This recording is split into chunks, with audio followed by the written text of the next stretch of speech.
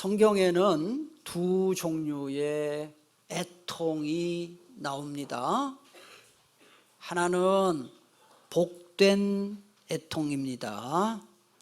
예수님께서 팔복에서 말씀하신 가운데 하나가 바로 복된 애통입니다. 마태복음 5장 4절을 한번 보세요. 어떤 사람이 복이 있다 그랬나요? 애통하는 자는 복이 있나니 그들이 위로를 받을 것이며. 이게 무슨 뜻이죠? 자기가 지은 죄를 생각하면서 내가 왜 이런 죄를 지었지? 나는 왜 이거밖에 안 될까?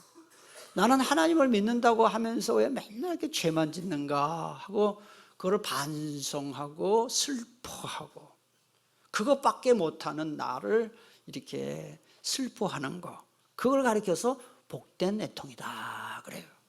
그게 왜 복되나요? 그런 사람만이 더 큰 죄를 짓지 않기 때문에 그래요. 죄를 지으면서도 양심에 가책받지 않고 한 번도 그 죄를 돌아보지 않는 사람은 점점 나쁘게 살겠지요. 그런 점에서 사랑하는 교우 여러분, 주일 예배 시간에 다른 시간도 다 귀하지만, 다른 기도도 귀하지만 꼭 빼놓지 말고 여러분들이 해야 할 기도가 뭐냐? 지난 한 주간 내 삶을 돌아보면서 하나님 더 이상 죄 짓지 않게 해주세요. 죄에서 멀어지게 해주세요. 그래서 예배 때마다 예배 시간마다 여러분들이 죄와 멀어지게 되기를 축복합니다. 이게 복된 애통입니다. 반면에 또 형벌의 애통이 있어요. 성경에서 가장 대표적인 형벌의 애통이 뭐냐? 주전 586년 남유다가 바벨론 제국에 의해서 멸망당함으로써 예루살렘 성이 다 파괴되고 유대인들이 바벨론으로 포로로 끌려갈 때 불렀던 그 애통, 그게 바로 이 형벌의 애통입니다. 구약성경의 예레미야 애가가 그것을 잘 보여주고 있습니다. 퀴즈 내겠습니다. 오늘 본문 말씀은 그러면 복된 애통일까요? 형벌의 애통일까요? 형벌의 애통이에요. 자, 설교를 마쳐야 되겠네요. 여러분 너무 다 아셔서. 이게 형벌의 애통인 걸 아시면 다 아는 거거든요. 예, 형벌의 애통이에요. 그래서 이걸 바벨론의 애가라 그랬어요. 요한계시록을 기록한 사도 요한 당시에 바벨론은 로마 제국을 상징했고요.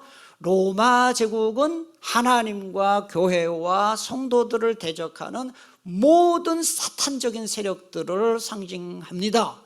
그런 점에서 바벨론의 애가는 세상 종말의 애가라 그렇게 말해도 틀리지 않습니다. 여러분 얼굴을 좀 피세요. 제가 무서워요. 뭐 이렇게 고민이 많으세요? 걱정이 많으세요? 이렇게 얼굴에 막 화가 난 것처럼. 주일 낮 예배 때 설교할 때 제일 힘든 게 여러분의 표정이에요. 좀 피시고 성령께서 이 시간 여러분의 마음에 기쁨 주시기를 축복합니다. 오늘 본문에 세 부류의 사람들이 부르는 애가가 나와요. 7절, 그다음 9절, 10절에 보면은 잘 여러분 성경을 한번 보세요. 9절, 10절에 누가 나와요? 왕들이 나와요. 왕들의 애가가 나와요. 그 다음에 11절부터 17절 상반절까지 보면은 누구의 애가가 나와요? 상인들의 애가가 나와요. 그 다음에 17절 하반절부터 19절에 보면은 선장, 선객, 선원들의 애가가 나와요. 자, 이거 하나씩 좀 살펴보겠습니다. 먼저 이 왕들의 애가를 보면 9절 10절이거든요. 그와 함께 음행하고, 그는 바벨론입니다. 로마 제국입니다. 그와 함께 음행하고 자치하던 땅의 왕들이 그가 불타는 연기를 보고 위하여 울고 가슴을 치며 그의 고통을 무서워하여 멀리 서서 이르되 화이또다 화이또다 큰 성 견고한 성 바벨론이여 한 시간에 내 심판이 이르렀다 하리로다 그랬어요. 그러니까 로마 제국과 함께 음행하고 사치하고 그리고 우상숭배에 빠져있던 왕들과 권력자들이 로마 제국이 망하는 것을 보면서 가슴을 치며 애통을 하는 거예요. 여러분, 왕들, 권력자들은요, 로마 황제를 신으로 섬겼죠. 그 다음에 무역업자, 무역조합의 수호신들을 신으로 숭배한 대가로 로마 황제로부터 권력을 움켜쥐고 돈을 움켜쥔 자들이었습니다. 오늘 9절 중간에 보면은 불타는 연기가 나와요. 이거는 심판을 상징하는 거예요. 그 다음에 9절 하반절 보니까 울고 가슴을 친다는 말이 나와요. 이건 뭐예요? 가슴을 치면서 막 대성통곡하는 거예요. 그 다음에 10절 중간에 보니까 와 이또다, 와 이또다.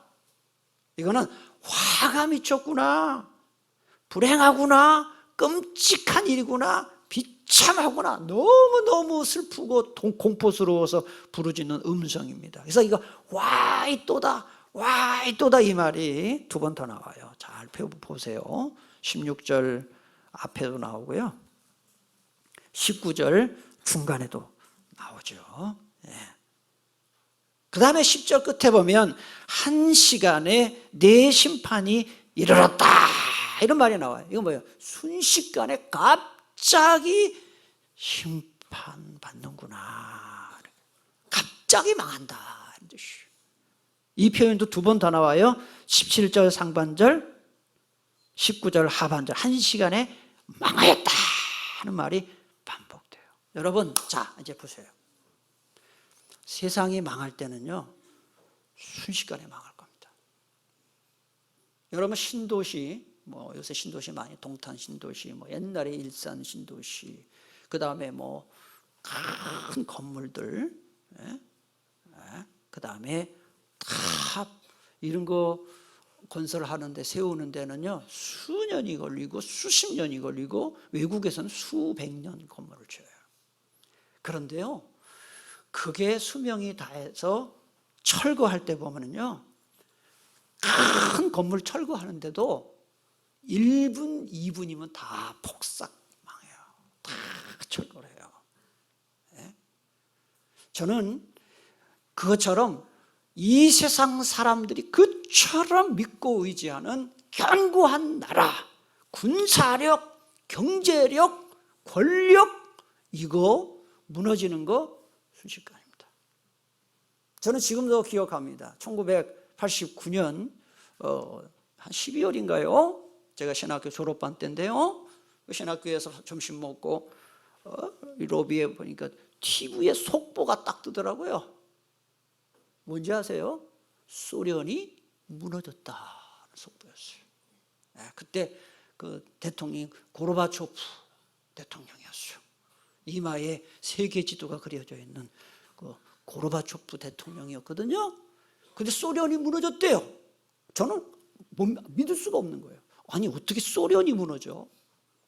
그래서 동유럽이 다 독립국가가 되고 탄자 붙은 중앙아시아 나라들 다 독립했죠. 뭐 아프가니스탄, 투르크메니스탄, 뭐 타지키스탄,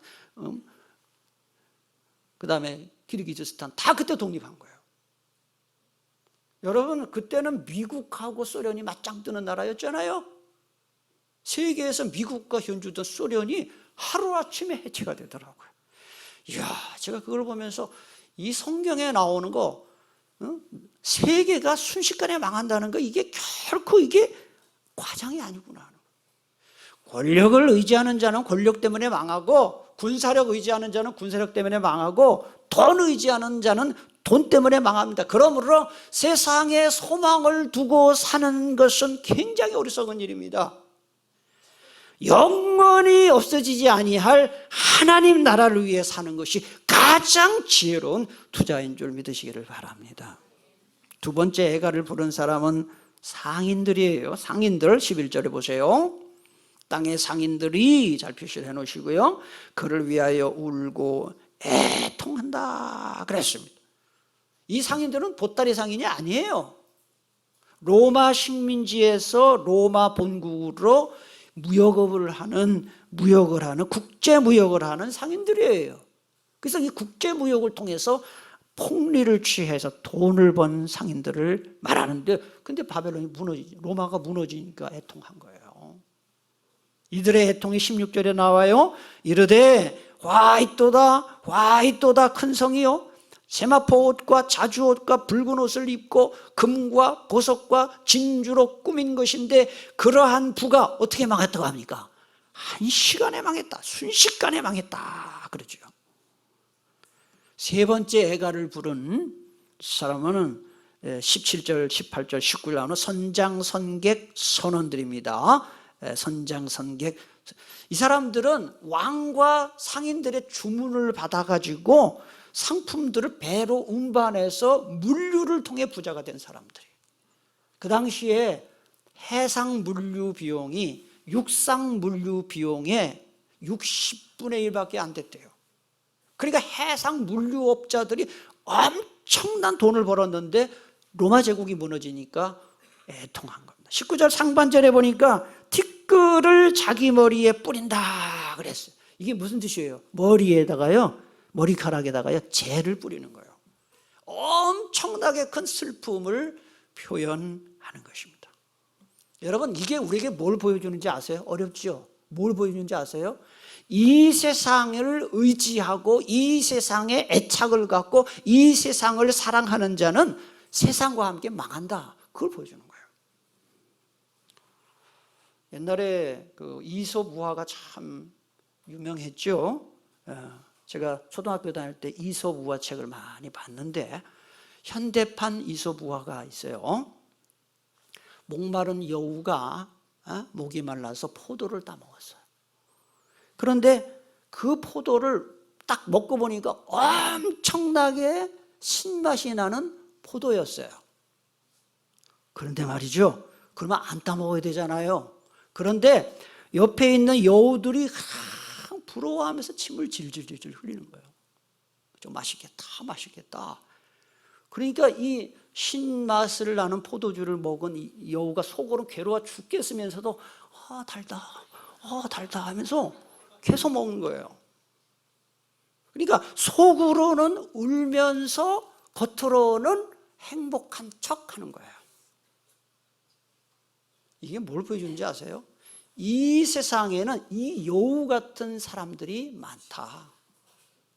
겉으로는 행복한 척 하며 사는데 속으로는 울고 있는 사람들이 많다. 저는 특별히 많은 사람 앞에서 막 애정 행각을 벌이는 닭살 부부들, 이거 집에 가서 엄청나게 지지고 볶고 싸울 확률이 높아요. 우리는 이렇게 닭살 부부야 하는 것을 과시해야 할 정도로 심각한 거예요 지금. 그런데 정말 애정이 있는 부부는 그럴 필요를 못 느끼기 때문에 그렇게 애정 행각을 바깥에서 안 해요. 제가 이런 얘기 왜 하는지 알겠죠? 네. 돈은 많은데 집안에 들어가기만 하면 지지고 볶고 싸웁니다. 그게 지옥입니다. 지옥이 따로 없습니다. 다른 사람들은 저 사람은 돈 많아서 얼마나 좋을까 하는데 자기 자신은 불행해요. 그 다음에 높은 권력을 갖고 있는데 맨날 욕먹고 비난받고 배신당합니다. 다른 사람은 높은 자리 권력 부러워하는데 본인은 불행해요. 어디를 가나 사인해달라 하면 인기가 정말 좋은 사람인데 본인은 허무해요. 이게 행복입니까? 네? 속으로 실제로는 신맛이 너무 강해서 먹기 싫으면서 겉으로는 맛있는 척하면서 달다 하면서 먹는 그 여우하고 뭐가 달라요? 네? 여러분, 이 여우는, 그 책에는 그 말이 안 나오지만 제가 결론입니다. 이 여우는 신포도를 너무 많이 따먹는 바람에 결국 중증 위궤양에 걸려서 죽어요. 제가 볼 땐 그래요. 네. 기억하십시오. 세상 사랑하는 사람은 세상과 함께 망합니다. 왜 그럴까요? 세상에 있는 것들 중에 영원한 가치가 있는 거 하나도 없어요. 세상에 있는 것 중에 인간에게 진정한 행복과 기쁨과 만족을 주는 것은 없어요. 영원한 가치가 있고 인간에게 진정한 행복과 기쁨과 만족을 줄 수 있는 분은 우리 주 예수 그리스도밖에 없어요. 그러므로 하나님 나라 백성으로 사는 사람만 그걸 누릴 수 있다 하는 거예요. 여러분, 주일날 예수 믿지 않는 사람들은 그냥 잠자는 시간에, 놀러 가는 시간에 예배당에 와서 예배 드리는 거 억울해하지 마세요. 우리는 그들이 누리지 못하는 주님이 주시는 평강을 누리고 있잖아요. 그래서 예배 시간에 은혜 못 받고 가는 사람은 세상에서 제일 불쌍한 사람이에요. 오늘 한 분도 빠짐없이 예배를 통해, 말씀을 통해 큰 은혜 받으시기를 축복합니다. 둘째로 생각해 볼 것은 바벨론의 애가를 부른 세 부류의 사람들은 모두 매우 이기적이다. 먼저 왕들을 보세요. 10절을 보세요. 그의 고통을, 바벨론의 멸망이죠, 무서워하여. 그 다음에 보세요. 어떻게 했습니까? 멀리 섰다. 이게 굉장히 중요한 표현이에요. 멀리 서서. 이거는 다른 부류도 마찬가지예요. 15절 끝에, 17절 끝에도 보면 똑같은 표현이 나와요. 멀리 서서. 그러니까 그동안 자기에게 엄청난 권력과 부를 가져다 준 바벨론이 멸망하는데도 그냥 멀리 서서 바라만 보는 거예요. 자기는 함께하고 있지 않는 거예요. 얼마나 이기적인가요? 그 다음에 상인들도 그래요. 11절 보세요. 땅의 상인들이 그를 위하여 울고 애통하는 것은, 같이 읽겠습니다. 다시 그들의 상품을 사는 자가 없습니다. 이거 보세요. 상인들이 우는 이유는 하나예요. 바벨론이 무너지는 게 애통해서가 아니에요. 뭐가 없어서 그랬다고요?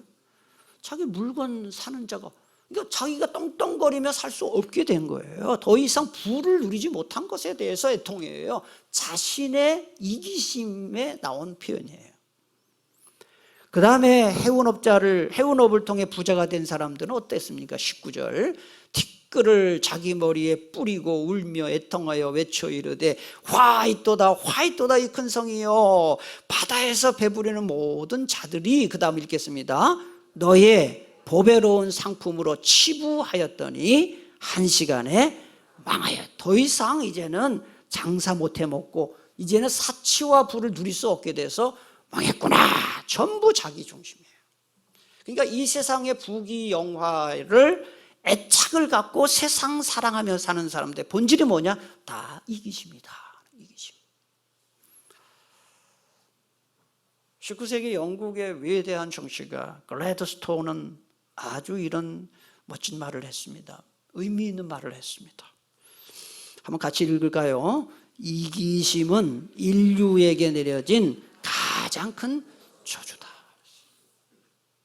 세상이 이렇게 불행한 거는 사람들이 전부 자기 중심으로 살기 때문에 그래요.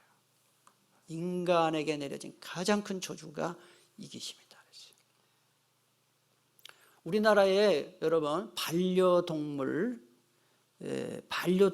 키우는 개든 고양이든 반려동물을 키우는 인구가 급증하고 있습니다. 전 국민의 30% 정도 되는 1,500만 명, 우리나라 인구가 5,100만 명이거든요. 1,500만 명이 반려동물을 키운다는 조사가 나왔어요. 그런데 일부 이기적이고 비양심적인 사람들 때문에 주변 사람들이 피해를 입어요. 저도 그런 피해를 몇 번 입은 적이 있어요. 예를 들면은 그 소음, 반려동물이 예의가 있나요? 그냥 막. 그러니까 소음 때문에 많은 고통받는 사람들이 있고요. 그 다음에 공공시설에서 배설물을 제대로 처리하지 않는 거. 그 다음에 목줄을 착용하지 않아서 지나가는 사람들을 막 위협하는 거. 저도 한번 아파트 어디 지나가다가, 저는 개를 별로 무서워하지 않거든요. 어려서부터 제가 개를 많이 시골에서 키워가지고. 그런데 한 좀 뭐 사자만한 개가 하나 지나가다가 막 물려고 막 저한테 접근하는데 주인이하고 자기 그거를 가만 내버려 두는 거예요. 그래서 참 불쾌하더라고요. 그러니까 이게 참 다른 사람의 배려가 참 부족하다. 그뿐만이 아니고요. 이 반려동물을 키우는 사람이 나중에 버려요. 언제 주로 많이 버리는지 아세요? 네? 휴가철에요. 그러니까 참 이게 얼마나 이기적입니까? 휴가철에 휴가를 가야 되는데 얘를 어디다 맡길 데가 없으니까 그냥 버리는 거예요. 그리고 사람도 아기 때가 제일 이쁘잖아요, 그죠? 그렇죠? 아기 때 제일 이뻐요. 나이 들수록 뭐 그렇게 이쁜가요? 근데 뭐 강아지도 그렇죠. 아기 때가 이뻐요. 강아지도 언제 나이 먹어봐요. 다 치매 걸려가지고 막 주인도 몰라보고 막 그러잖아요. 그게 갖다 버리는 거예요, 그냥. 그래서 갖다 하루에 300마리 정도씩 유기된대요. 300마리. 예? 1년에 이게 뭐 한 10만 마리가 넘어요. 그러니까 보세요. 막 산이고 막 들이고 막 보면 개들 고양이들 막 다니잖아요. 아파트에도 고양이 다니고. 그런데 버려진 동물들 중에 39%, 그러니까 10마리 중에 4마리는 어떻게 될 것 같아요? 안락사입니다. 안락사. 다 죽이는 겁니다. 그래, 이게 인간이 자기 좋자고 자기 좋겠다고 동물을 학대하는 거예요. 아니, 반려동물을 잘 하는 거야. 그 누가 뭐라 하겠어요? 자기 죽이겠다고 동물을 학대하는 거, 이게 얼마나 이기적이냐 하는 것이죠. 자기 자신만 생각할 뿐 다른 사람과 세상에 무관심한 사람은, 여러분 기억하세요, 삶의 의욕이 사실은 없습니다. 그리고 나중에는 우울하고 불행해집니다. 다른 사람, 세상에 관심을 갖고 다른 사람의 행복에 관심을 갖고 그렇게 되도록 섬기는 삶을 사는 사람이 자기도 행복할 수 있어요. 왜 그럴까요? 하나님이 인간을 그렇게 만들었어요. 죄송합니다. 따라합시다. 남이 행복해야, 다시 남을 행복하게 해야 나도 행복해진다. 할렐루야. 이게 하나님의 법칙이에요. 아시겠어요? 그러니까 다른 사람을 행복하게 하는 일을 하나도 안 하잖아요. 그러니까 어디 내 가정, 나 절대로 행복하지 않습니다. 절대로 행복하지 않습니다. 내가 아닌, 내 가정이 아닌 다른 사람을, 누군가를 그래도 행복하게 만드는 만큼만 행복할 수 있습니다. 하나님이 그렇게 만들었어요, 인간을. 여러분, 예수님과 빌라도를 한번 생각해 보세요. 성경을 조금 읽으신 분은 아실 거예요. 예수님과 빌라도가 물을 사용했습니다. 예수님은 십자가에 돌아가시기 전날에 대야에 물을 가져다가 제자들의 뭐를 씻어줬어요? 발을 씻겨줬어요. 섬김이에요. 그런데 예수님을 십자가형에 처하도록 허락한 빌라도는 나는 예수의 피에 대해 무죄하다 하면서 자기의 손을 씻는데 물을 썼어요. 예수님과 빌라도는 똑같은 물을 사용했지만 예수님은 남을 섬기는 데 썼고 빌라도는 자신의 무죄를 증명하는 데 썼어요. 그 결과가 무엇입니까? 예수님은 온 인류의 구원자로 예배받고 있지요. 빌라도는 어떻습니까? 오늘 여러분 신앙 고백할 때 본디오 빌라도에게 고난을 받으사 십자가에 못 박혀 죽으시고 세계 20억 명이 넘는 그리스도인들이 예배 때마다 본디오 빌라도 죽일 놈 저 새끼 때문에 막 이러는 거예요. 빌라도는 이기심 때문에 두고두고 지금 2000년 동안 빌라도 죽일 놈 때문에 우리 고백했잖아요. 그래서 어느 철학자가 의미 있는 말을 했어요. 한번 보세요. 한번 읽어볼까요? 이 세상에 진정한 무신론이 딱 하나 있는데 그건 이게요, 그냥 흘려들으면 안 되는 말이에요. 저나 여러분 다 하나님 믿는 사람이라고 하잖아요. 그런데 이기심을 갖고 사는 것은 하나님 없이 사는 거예요. 이게 진정한 무신론자다. 그래서 세상의 모든 범죄가 따지고 보면 이기심에서 나와요. 모든 갈등이 이기심에서 나와요. 자, 그럼 어떻게 해야 이기심을 물리치며 살 수 있을까요? 두 가지 해답이 있습니다. 첫째로 예수님이 가르쳐 주신 황금률이 있어요. 골든 룰, 황금률. 마태복음 7장 12절을 한번 찾겠습니다. 본문 잘 적어두시고. 마태복음 7장 12절.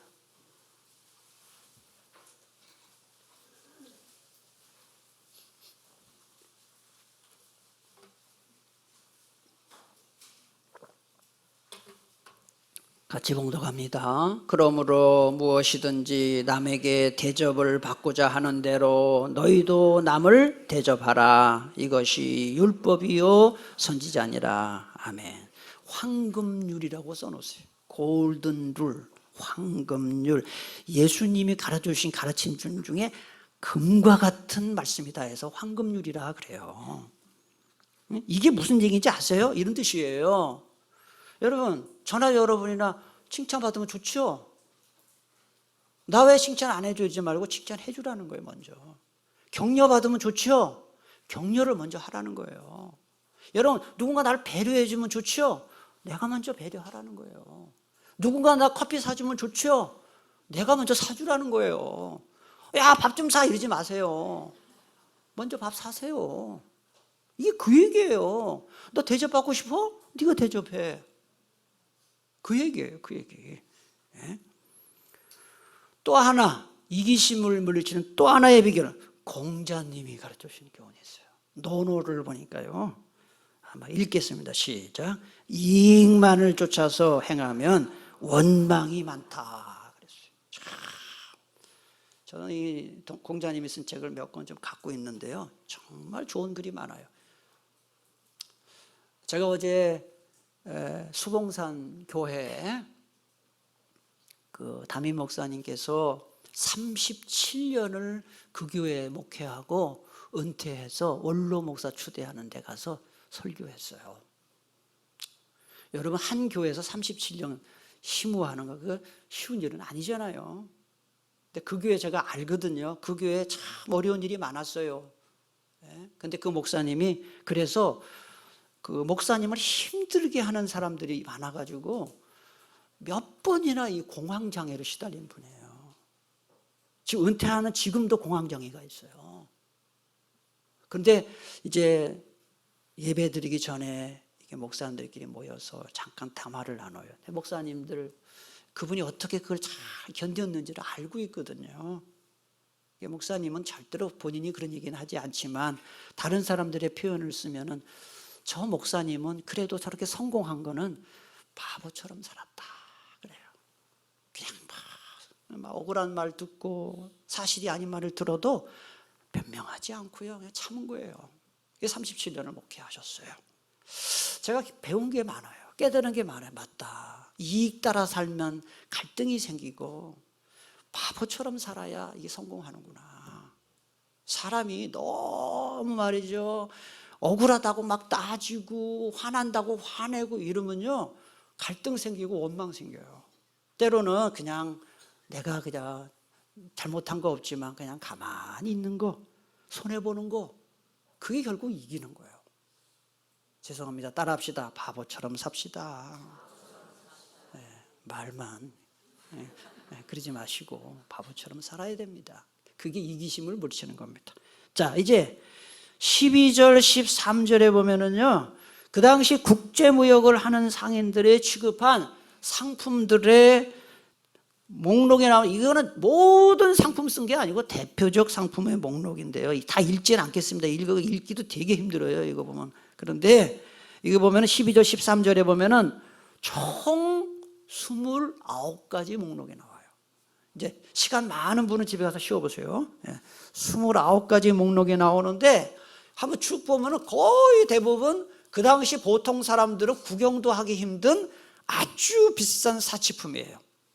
제가 이 말씀 준비하면서 이 목록을 쫙 봤더니요, 요즘 백화점에 진열해도 팔릴 수 있는 물건들이 꽤 있어요.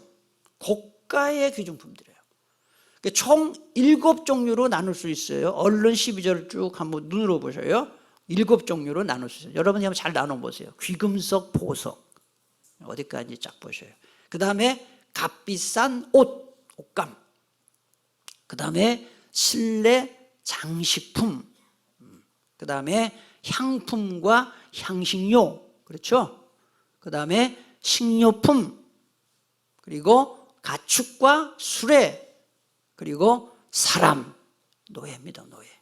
이 상품들은 대부분 로마 식민지에서 로마의 오스티아 항구를 통해 들어왔어요. 그런데 여러분, 왜 이 상품 목록을 길게 29가지나 서술한 이유가 뭘까 하는 거예요.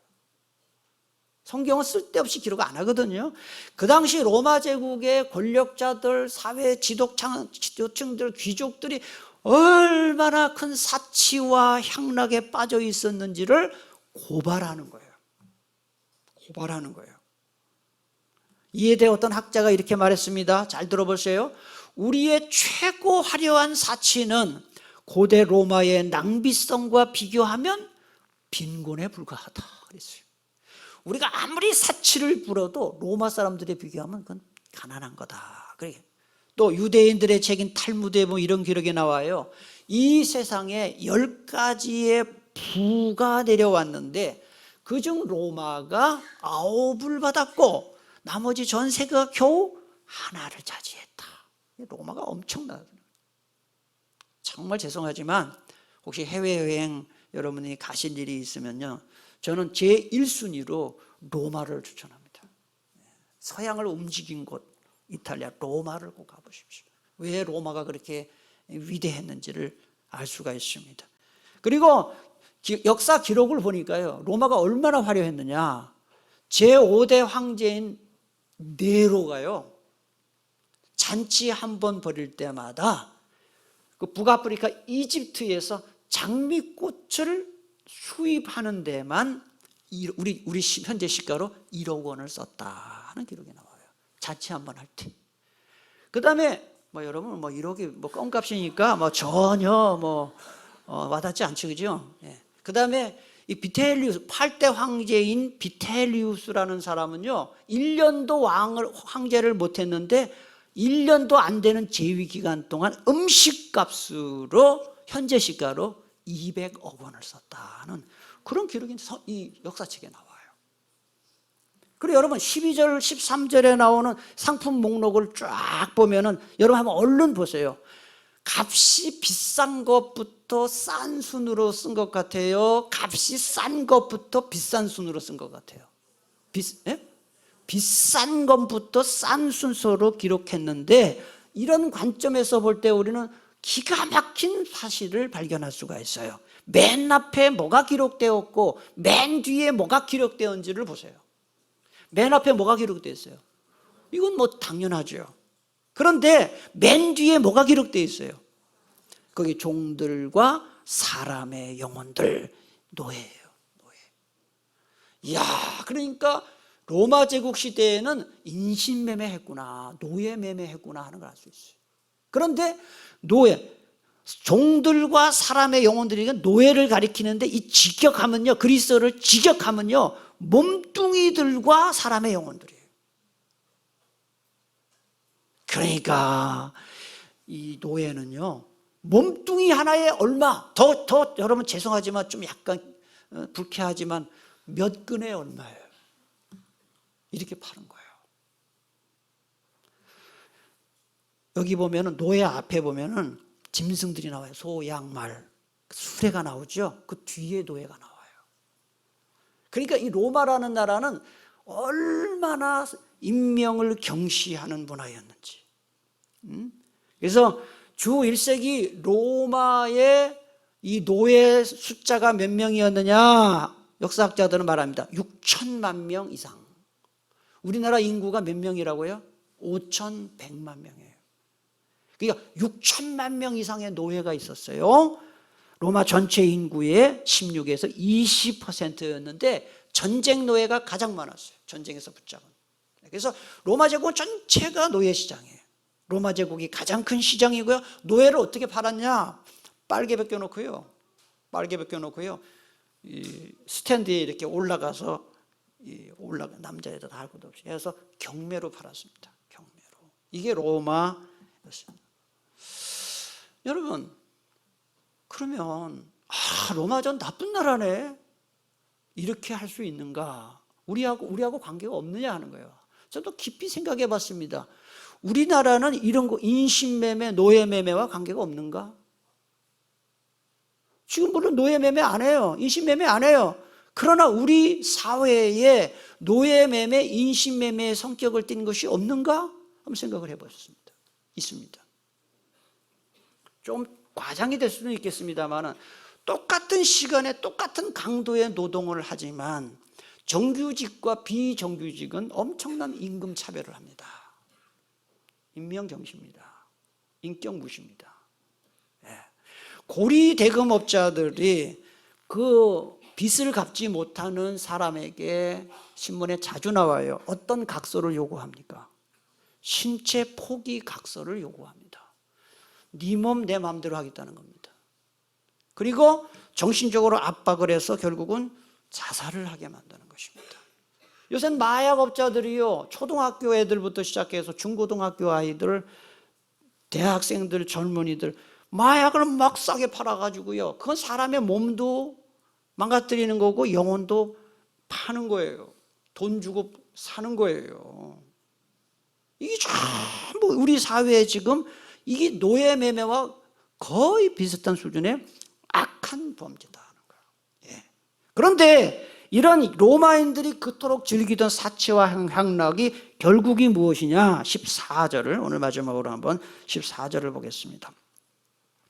같이 읽겠습니다. 바벨론아, 네 영혼이 탐하던 과일이 내게서 떠났으며 맛있는 것들과 빛난 것들이 다 없어졌으니 사람들이 결코 이것들을 다시 보지 못하리로다. 그래서 여기서 네 영혼이 탐하던 과일은 뭐 사과, 배 이런 과일이 아닙니다. 이거는 12절, 13절에 나오는 사치품들을 은유한 거예요. 비유한 거예요. 그 다음에 맛있는 것들과 빛난 것들, 원뜻은 값지고 아름다운 것들로서 고가의 사치품들, 12절, 13절에 나오는 사치품들을 말하는 거예요. 결론이 뭡니까? 14절 중간이에요. 다 없어진다. 사람들이 결코 다시 보지 못하게 된다. 이게 뭘 말합니까? 여러분, 이 세상의 가치를 따라가는 것들 다 뜬구름 잡는 것 같다. 야고보서 1장 11절 보겠습니다. 앞에 보세요. 해가 떠서 뜨겁게 내리쬐면 풀은 마르고 꽃은 떨어져서 그 아름다움이 다 없어지고 맙니다. 마찬가지로 같이 읽겠습니다. 부유한 사람도 재물을 추구하다가 죽게 되고. 여기서 이건 꼭 부자 되면 안 된다는 뜻이 아닙니다. 세상만 따라가는 사람 망한다. 유대인들의 지혜서 5장 8절 9절에 보면 이런 말씀이 나옵니다. 우리가 자랑하던 재물이 우리에게 무엇을 가져다 주었는가? 그 모든 것은 이제 그림자처럼 사라지고 뜬 소문처럼 달아나 버렸다. 여러분, 이 세상에서 즐길 것 다 즐기고 인정받을 것 다 인정받으면서 천국 간다? 그건 거짓말입니다. 마귀의 그 장난입니다. 절대로 그 불가능합니다. 잘 먹고 잘 살고 즐기는 것이 인생의 목적이 되면요, 망합니다. 여러분, 직업에 대한, 일에 대한 생각이 바뀌어야 합니다. 돈 벌어 인생을 즐기겠다, 돈 벌어서 그냥 떵떵거리면서 살겠다, 그런 식으로 살면 안 됩니다. 직업과 일을 통해 돈 벌어서 꼭 기억하십시오. 하나님이 기뻐하시는 일에 사용하여야 복을 받습니다. 제가 아까 얘기했죠. 다른 사람을 행복하게 해야 내가 행복해지는 거예요. 병원에 들어오는 환자들을 전부 돈으로 보는 사람들, 그 사람들은 타락한 사람이에요.